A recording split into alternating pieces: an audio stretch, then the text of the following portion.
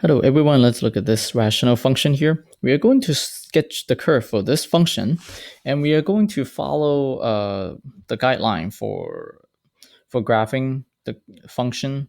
Usually that you find the guideline from calculus textbook, and it's about finding the domain, the critical numbers, intervals of increase and decrease, concavity, local maximum, local minimum, inflection points, asymptotes, and intercepts. And so we are going to find all those informations.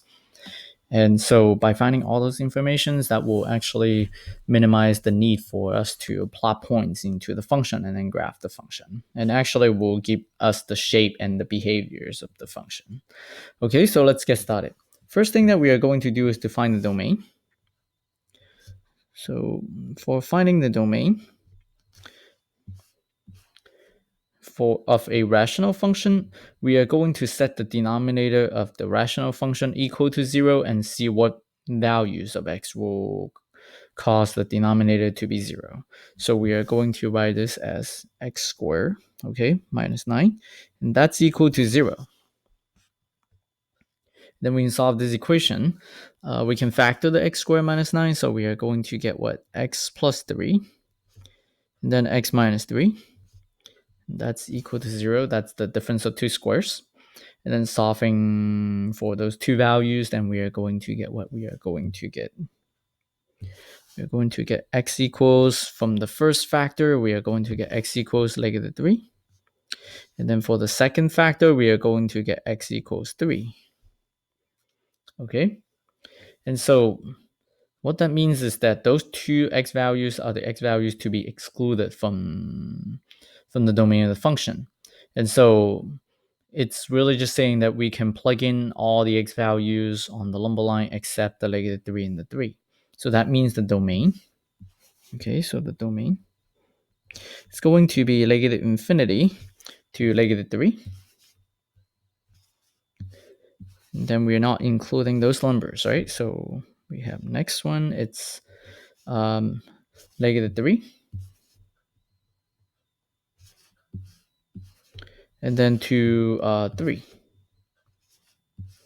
Continuing, so one more interval here. It's going to be 3. And then infinity. Yeah, so what actually is happening here? We are taking all the x values less than negative 3. We are taking all the values between negative 3 and 3. And we are taking all the values greater than 3. And so that's our domain for the function. Okay, so that's for the domain. And then the next thing is that we need to find find the first and the second derivatives.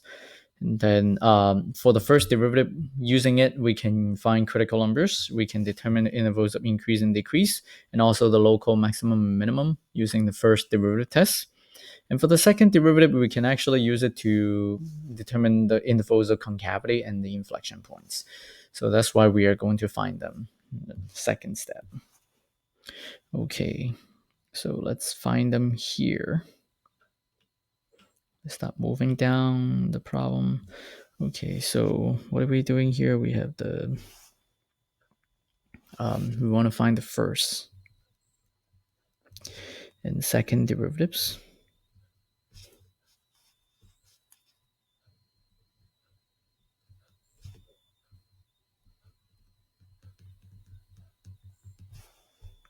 Okay, so now let's see what's going on. Okay, so first derivative, we do f prime, right? So f prime, and then we need to do the calculation here. Then we are going to get what? Let's see what's going on. We got to use the quotient rule. Okay, yeah, we need the line right here. Okay, so let's see what's going on here. For the quotient rule, we are going to differentiate the x, which will give us the 1, and then times x squared minus 9. So we do not touch the bottom. And then next we subtract.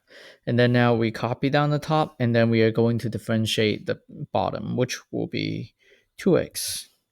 And then we are going to square the bottom, right? So we are going to get x squared minus 9, and then square.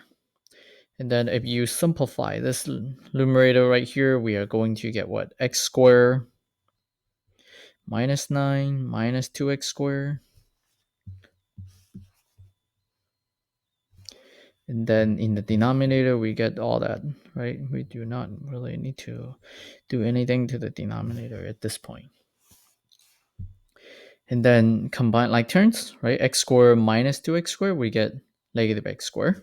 So we have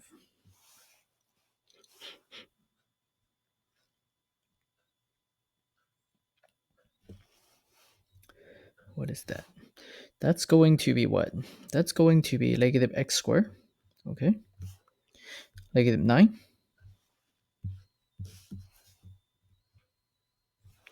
And then we are going to get just the same thing at the bottom. Now, when you get to this step here, you got to be careful. Those two are not really the same factors, right? They're not equivalent. So we cannot really just cancel the x squared minus 9 with one copy of the x squared minus 9 right here, even though there are two copies. Because this x squared does not have a minus sign in front of it. So that's a negative x squared. This one is a positive x squared. So they're not really the same terms right here. Okay, so usually we can factor the minus sign, right? Because they're both negative, so we can factor it out. Then as you can see here, we get minus, okay? And then the rest of the stuff, which is x squared plus 9, right? Because we factor out the minus sign. And then at the in the denominator, we get x squared minus 9 and then square. So that's our first derivative. Okay, so far so good. And then next step is to find the second derivative, right? So how do we find the second derivative? If we just keep going down here, I actually prepare a graph right here. So I'm not going to do any graphing yet, right? I need to finish all that calculation first. So now I'm going to find the second derivative. So let's just continue with the problem here. So second derivative, I'm just going to do it here. F double prime of x. Okay. Now this time it's going to be more work, right? Because we are differentiating this complicated function compared to the original function. This first derivative is more complicated. And then we got to use quotient rule one more time. So let's just draw the long fraction line right here. I think we may need a lot of space for that. Okay, so let me see what's going on here. We are going to just copy the top. Copy the bottom, right? And then you may say, what about this minus sign? We probably just use this one instead of using the factor form. But there are some other use for the factor form, so we gotta keep this form for now. So what do we have here? We are going to differentiate the top, which would give us negative 2x. Okay. And then times just the denominator here, which is x squared minus 9, and then square. Okay. And then minus. Now, just copy the top. So we are going to get negative x squared minus 9. And then we differentiate the bottom. So the bottom will become times 2. And then x squared minus 9. And then times 2x. So I need more space for the second derivative. So let's just put that here. Okay. And then what about the denominator? We got to square that one more time. So it becomes x squared minus 9 and then to the fourth power.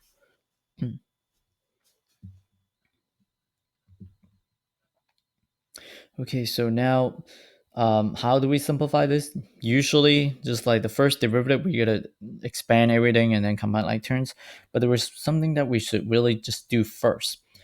You see that there was an x squared minus 9 square right here in this term. This is one term, right? Then minus, and then all that stuff are multiplied together. That's the second term. And it also has x squared minus 9 factor. And then there was x squared minus 9 to the fourth power at the bottom. So that means what? Each term we do have an x squared minus 9. So that means we can divide every term by the x squared minus 9 so that we can simplify that, right? So let's do that here. So if we do that, then we are going to cancel this one. Well, it becomes just one copy, right? So x squared minus 9. This one is completely canceled, so it just becomes a 1. And for the one in the denominator, we are going to just change that into a 3 because we are reducing it by just one copy. Okay, so continue doing the calculation from here. We are going to get what we have. Let's see. So for the numerator, we can start distributing. So we get negative 2x times x squared. We are going to get negative 2x cubed. And then plus 18x. Okay, continuing with that, then we are going to, what is that? That's going to be, let's do some work right here to do the distribution. So what's happening here is that we are going to multiply just this portion right here. Right, so let me just explain. So I multiply all this stuff with the 2x. And then, of course, there was a 2, right? So we can also put the 2 and the 2x together, so that becomes 4x. So if we do that, then we are going to get what? Right, also this one. Also just joining this one together. So all that will give you what? We are going to get 4x times, this is 4x times negative x squared, so we get negative 4x cubed. Okay, and then the next one is positive 4x times negative 9. It's negative 36x. Is that okay? But don't forget that there was still a minus sign right here, so we are going to change both of those two negative signs into a positive. So we are getting plus, and then 4x cubed, and then plus, right? Both signs will change. Then positive 36x. And then the denominator is really just really untouched, right? So x squared minus 9, and then cube. And now draw the fraction line. Then that's nice.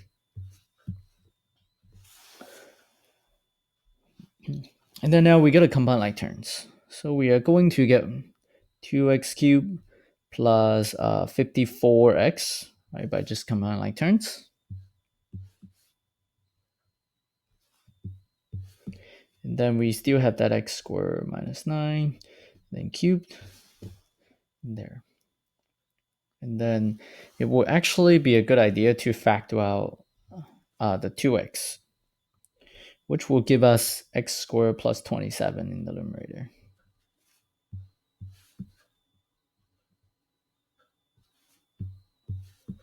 And then we still have that x squared minus 9, and then cubed. So that's how you simplify the second derivative. This is actually necessary because we are going to find the potential inflection points using the second derivative. Without simplifying, there is no easy way to find the potential inflection points. So that's why it's important to do that. Okay, so what is the next step right here? We are going to find the critical numbers right now using the first derivative. Okay, so let's do that. So third step, part C, right? Critical numbers.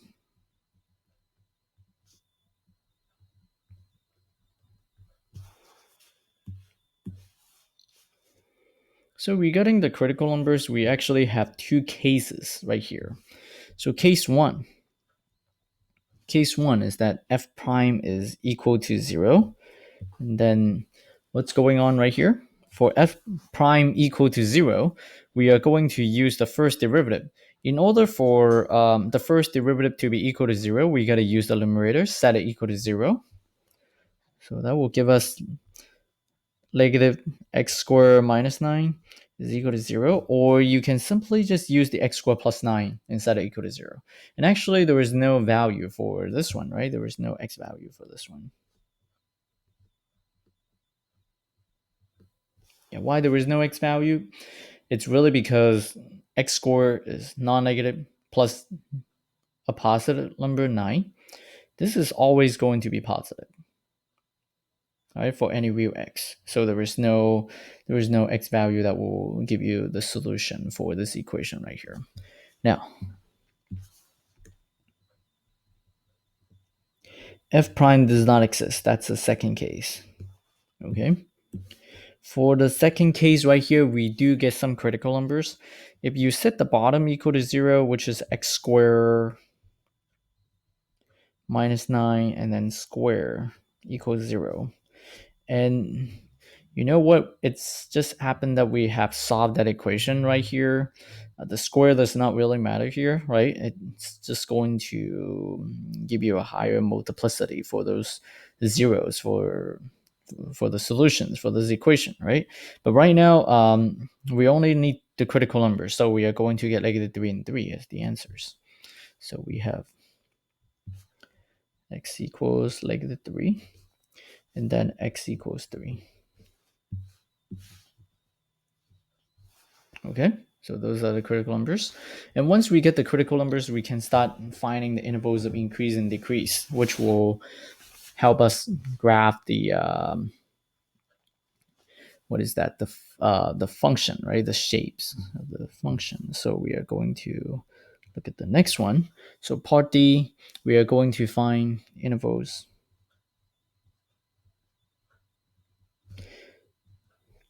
of increase or decrease. And because we already have the concavity, we can also find the concavity in here.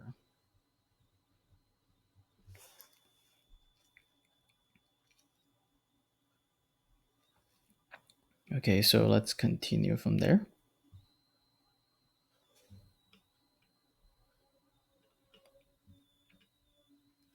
So first thing, we need to make the sign analysis chart for the first derivative. So let's do that. Sign analysis chart for this. This is on f prime, right? This is done on f prime, and so we gotta make the lumber line on there.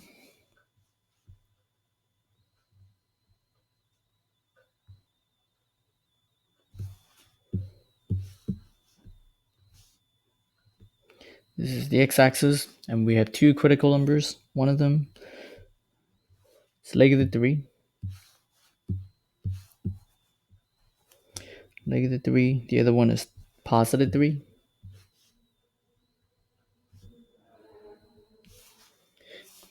And then we gotta pick some numbers. To pick some numbers, we can pick, what can we pick right here? We can pick 1,000 right here, okay? And pick 0 in the middle. Then we can pick, what can we pick here, like the 1,000?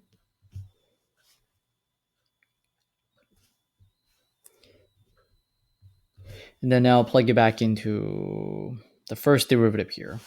So we know that in the denominator, actually, we don't even need to pick any numbers. Once we look at the first derivative, you can see why. Why do I say that we do not even need to pick any numbers right here? Let's think about the denominator.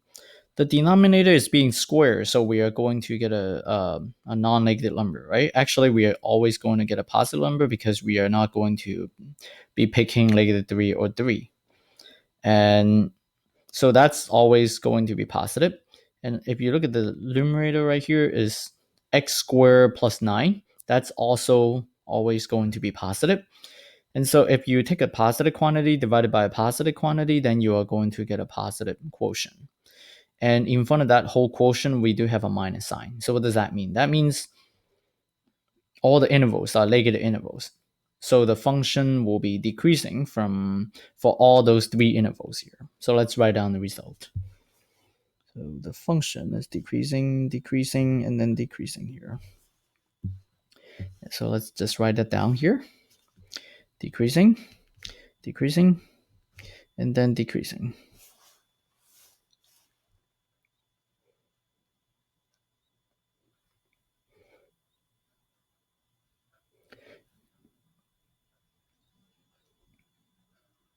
Yeah, so that's that one, right?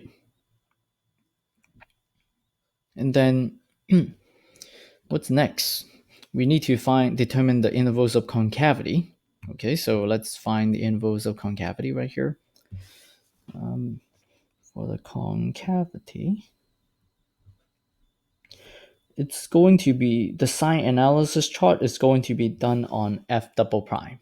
Okay, so now we need to find the potential inflection points first. Okay, so how do we do that? We are going to set F double prime equal to 0 and then also find X values for which the F double prime does not exist. This is really just like how we are finding critical numbers, except that we are doing it on the F double prime instead of the F prime. So let's do that. So first case, right? F double prime is equal to 0. And what does that give us? That gives us that we have 2x times x squared plus 27 is equal to 0. So you know what happens for the 2x and then x squared plus 27? Do you see that this x squared plus 27 is always going to be positive? So we are only going to get one solution from this equation, which is x equals 0. So that's when it tells you that x is equal to 0. So that's one potential inflection point location. Second one here,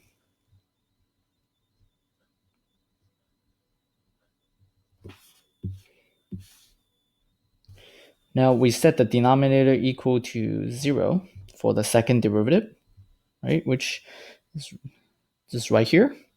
And so what do we get from there? We actually solved that equation already. It's just the same solutions, right? So it's still going to be those two numbers.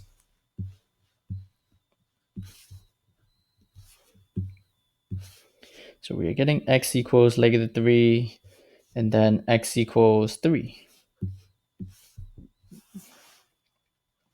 And actually, we already got the important information from the second derivative. And as you can see here, the work is actually unnecessary to keep. So what I'm going to do is to just write down the final result for the second derivative. So I can copy down right here. So let me just write down the second derivative right here. So f double prime. It's actually just equal to, let's just write down the final answer here, which is 2x.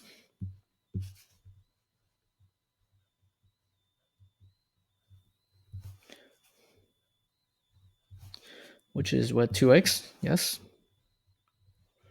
And then x squared plus 27.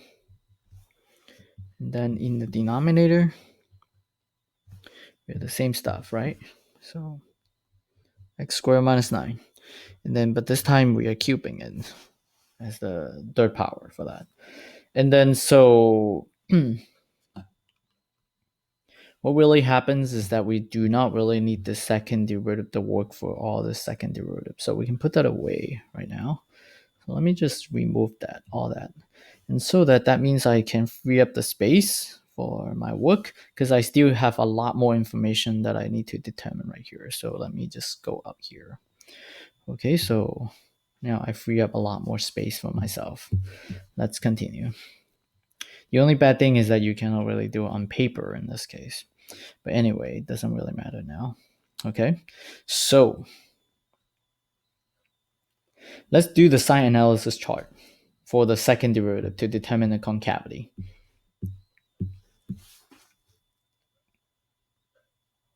This time we do have three numbers that we need to plot on there.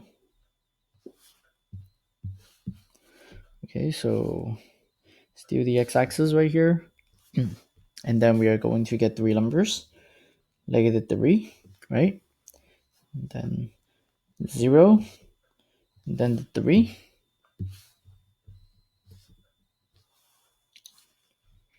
And then this time we do need to pick something. And we do need to pick something. Let's just pick one. This one, let's pick 1000. between the -3 and 0, we can pick -1. Less than -3, we can pick -1000. Okay. How do we know that we can pick 1000 and -1000? Because those two numbers are in the domain, right? So we can pick them. So that's no problem. So let's continue from here. Okay, so now we have 4 intervals that we need to check. So let's quickly just check. 1 is the easiest to check. So put the 1 in here. We get 2, positive. This is always going to be positive. But now the denominator is not always going to be positive because we have an odd power outside the x squared minus 9. So if we put in the 1 in here, we get a negative quantity that's positive, positive. So we are going to get negative right here. Now, if we put in a negative number in there, that's negative, that's positive, that's negative. So we are going to get positive here. Okay, now 1000. 1000, everything is going to be positive, right? So that's obvious.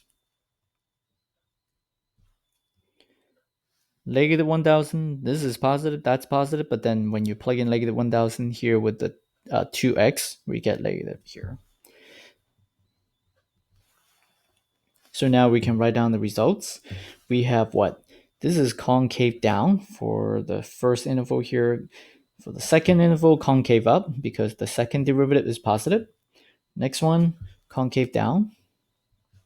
And then the next one is concave up.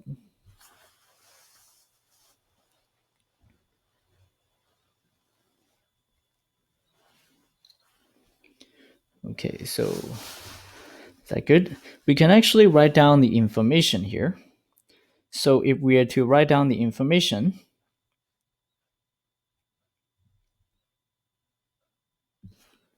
right, we can do that.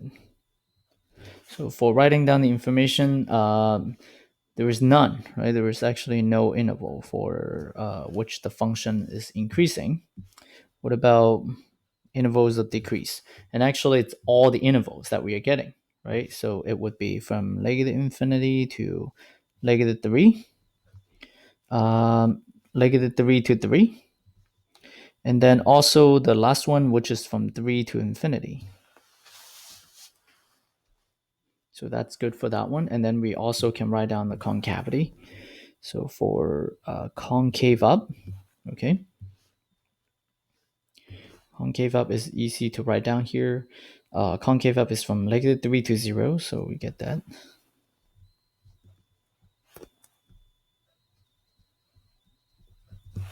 And then concave up is from 3 to infinity, right? Those two intervals right here, those two. And then concave down, same information right here, concave down. So we are having, let me see, concave down is for those two intervals right here. So -infinity to -3.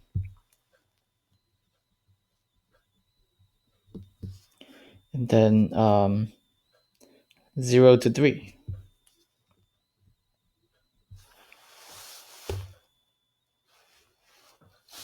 Okay, so now we have all those information. Next step, we can try to find the local maximum and minimum. So let's do that.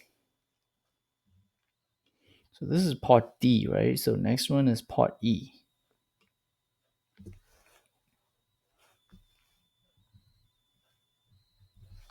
So we want to find local max or and min, and then also the inflection points.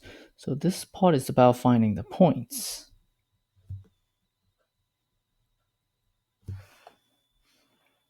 So as you can see from the chart that we have right here, right? What's going on? Because the function has been decreasing the whole time, then what happens? Then there was no changing from increasing to decreasing or decreasing to increasing. Then there is no local maximum or minimum. Okay, so let's write those things down.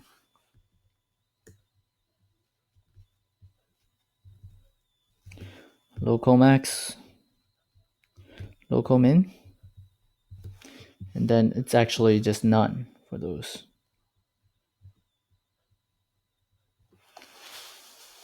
What about the inflection points? Regarding the inflection points,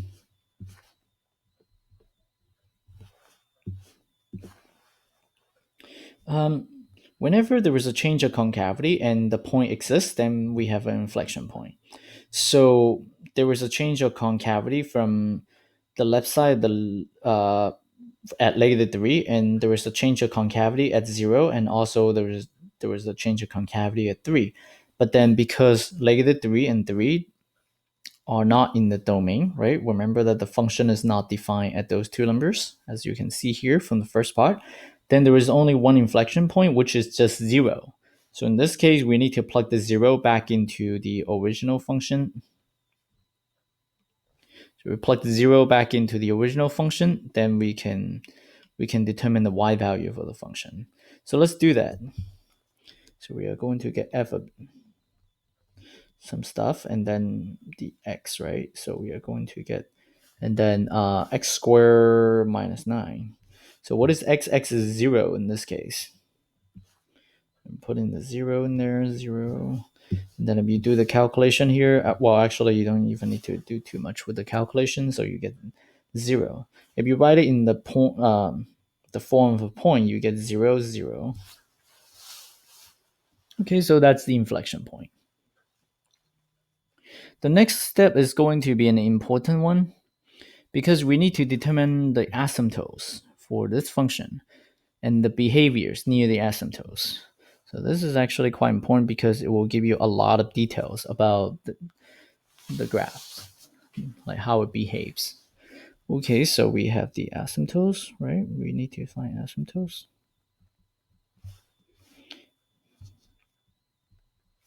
And the behaviors near the asymptotes. Wait, I don't know why the near has an S on there. Near them, right? Okay. So let's start trying to find the asymptotes right here. We can find the horizontal asymptote, right? We can find horizontal asymptote here. How do we find the horizontal asymptote? Let's just use HA to represent that. What do? We got to take some limits. So what we're doing is that we got to take the limit of the function as x approaches infinity. To determine horizontal asymptotes, we need to look at the what happens to the function when it moves when x is getting larger and larger. That means what happens to the function at the far right, and then also what happens to the function at the far left. So we have this. We take the derivative. We take the limit of the function, not the derivative. So we get x over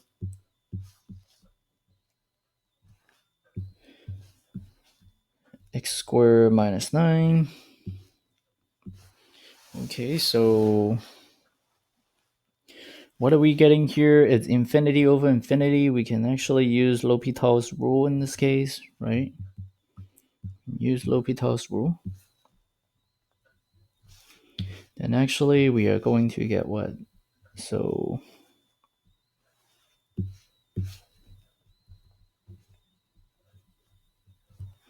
we are going to be getting 1. And then we are getting what? 2x.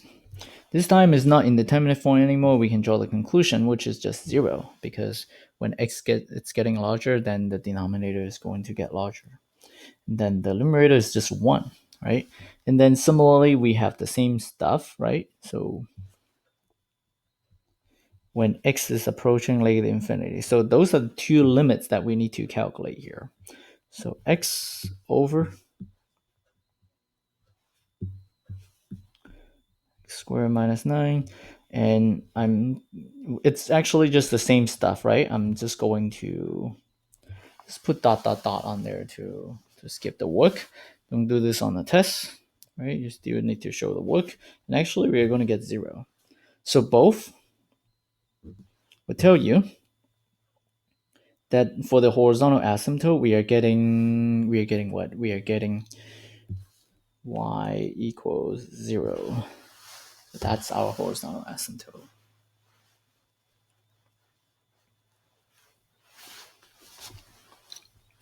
Okay, now what about the vertical asymptotes? We gotta take the limits. And actually you can tell for rational functions because all you need to do is to find x values that will make the denominator equal to 0, but the numerator is non-zero. And we already found that those two values when we first determined the domain, which are 3 and -3. And so what we need to do is to just to take the limit around them. Let's do that. Approaching 3 from the right, and then we have the function on there. So this time I want to use, when I take the limit, I actually want to use the factor form of the function. So instead of using just x squared minus 9, I want to use x plus 3, x minus 3 in the denominator.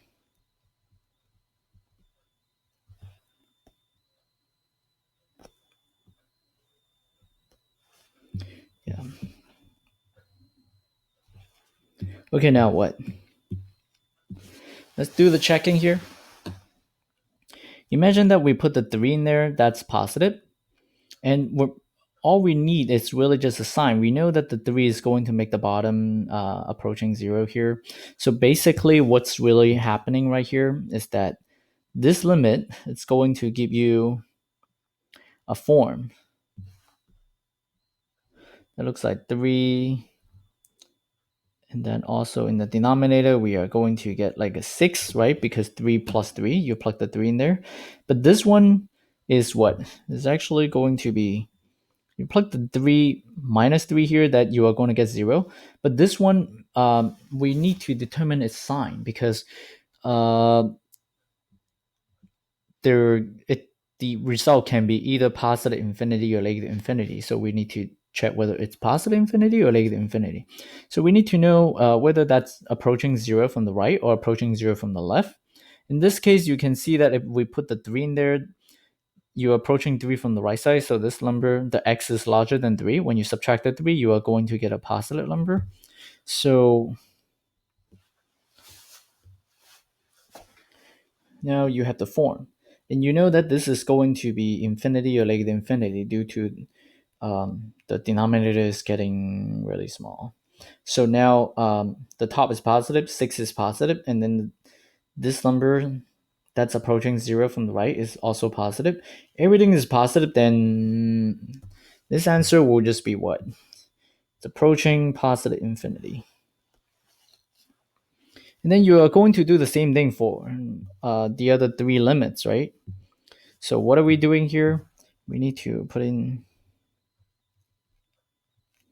when you approach from the left side of the function, I'm not going to write down the function anymore.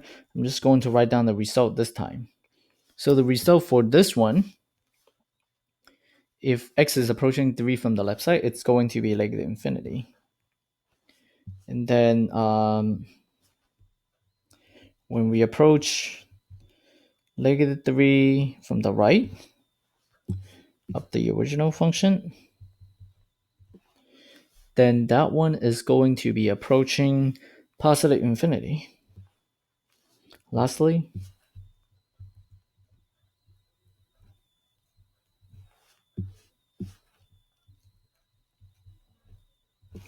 that would be approaching negative infinity. Okay, so all of those will give you the what? Will give you the vertical asymptotes, right? As long as you're getting infinity or negative infinity, then you're getting a vertical asymptote. So we get x equals negative 3 and also x equals positive 3.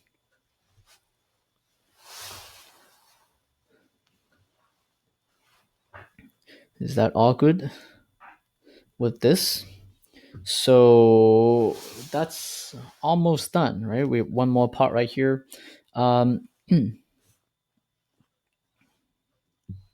There is also a part G that we need to find information about the intercepts, right? And regarding the part G, then that's just basic algebra work. So I'm not going to spend time doing the calculation here. Regarding the intercepts, you know how to find the intercepts, right? Or intercepts.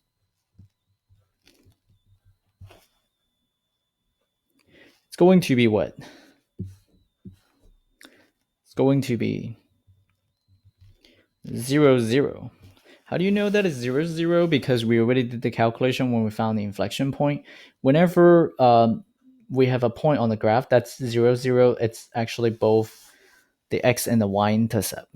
So that's the only point. To find the x-intercept, you can substitute 0 into the y and then solve for x. To find the y-intercept, you can substitute 0 into x and then solve for y. So either way, you are going to just get the same point. So that's the x and y-intercept at the same time. Now, let's actually do the graphing. Okay, so now what do we do here? When we do the graphing, we first plot all the points that we have. So we're getting the points because there are no local max, no local mean. There is an inflection point, which is also the x and y intercept. So we can plot that on there first. So let's do that. Okay, so this time I'm going to use, let me see. I'm going to use blue to graph the function. So we put the actual point on there. So that's our intercepts and the inflection point. Next, we need to graph all the asymptotes. So for the vertical asymptotes, we have x equals -3, x equals +3. So we are going to put that on there. So -3. Vertical, right? So they're supposed to be vertical lines. So this is a VA, x equals -3. And then for the +3, it's on the right side of the y-axis. That's another vertical asymptote. So x equals 3. Okay.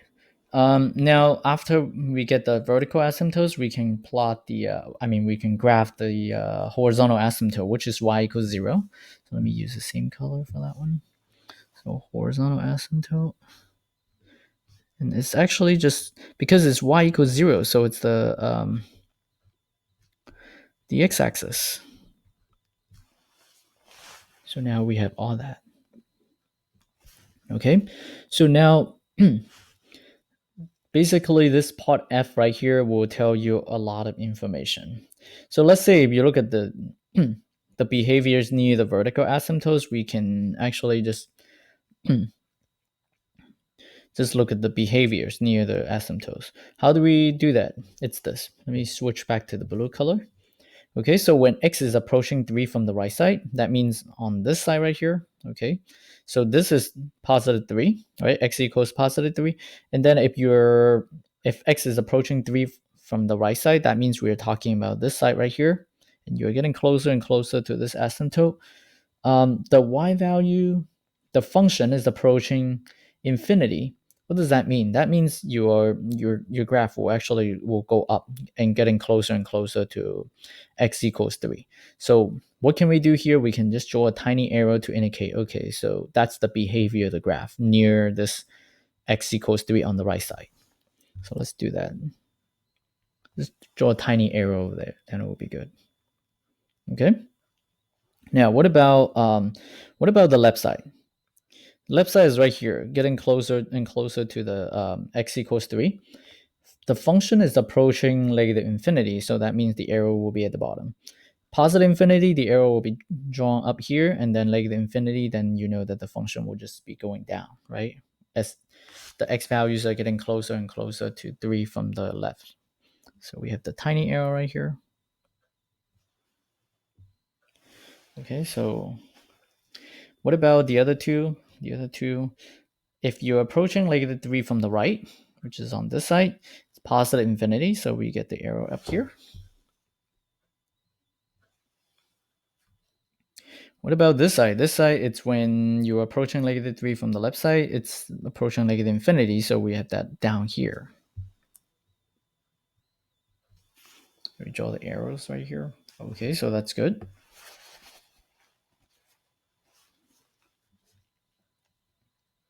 And then now what do? We look at the intervals of increase and decrease now. We go back up. You can see that there is no increasing intervals. There are all the intervals are decreasing intervals. So that means you are going to draw the graph like going down, going down, going down. Okay, so that's actually quite easy. And one more thing that we need to pay attention to is about the concavity. So you can see that from negative infinity to negative 3, we have the function that's concave down, right? So make sure that you pay attention to the shapes.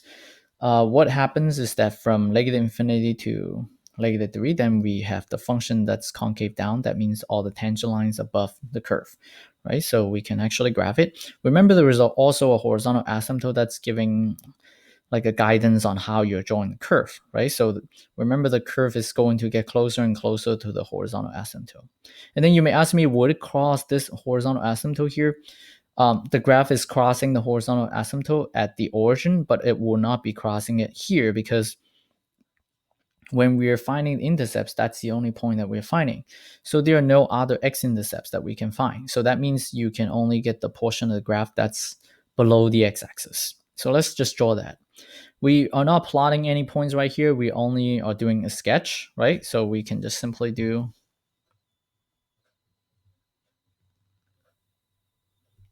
this. And I actually don't even know whether this is accurate, whether that curve is slightly higher or lower. It doesn't really matter. We just want the general shape of the graph. Okay, so that's good so far. Now, from negative 3 to 0, the graph is concave up and it's decreasing. So you know that it's going to look like this. Let me just draw it. So following the arrow.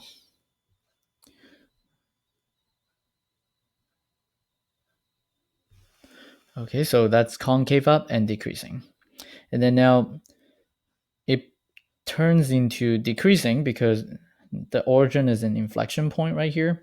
So what's going on here? This portion right here, it's going to connecting this dot with that arrow here, and it's concave down, right? Because we have the interval that's concave down from 0 to 3. So we are going to draw it like this.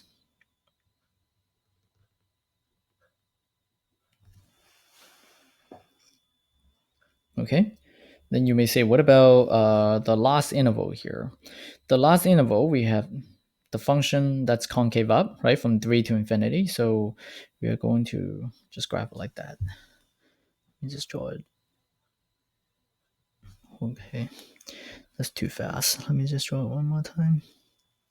And then remember, it's going to get closer and closer to the horizontal asymptote also. Okay, so the blue curves of the whole graph of the function.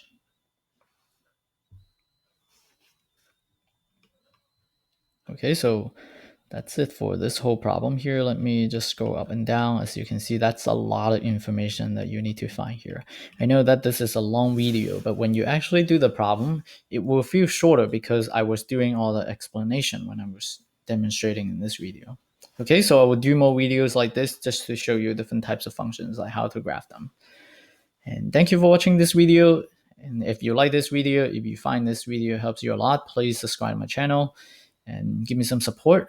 And then also please leave a comment in the down there on this YouTube page to give me something that you feel like I should have done better, or something that you like, or something that you don't like. Thank you. Okay, and then I will see you next time.